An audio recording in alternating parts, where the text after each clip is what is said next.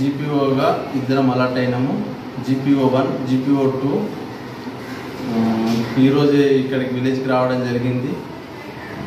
కాబట్టి గవర్నమెంట్ మాకు జీపీఓ పోస్టులను కేటాయించి విలేజ్కు అలర్ట్ చేయడం జరిగింది.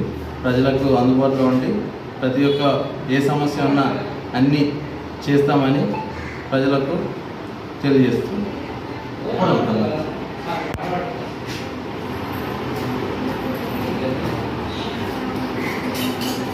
పడిగల్ గ్రామంలోని ఈరోజు రాష్ట్ర ప్రభుత్వము ఒక గ్రామానికి ఇద్దరిని జీపీఓలుగా మా పడిగల్ గ్రామాన్ని కేటాయించడం జరిగింది.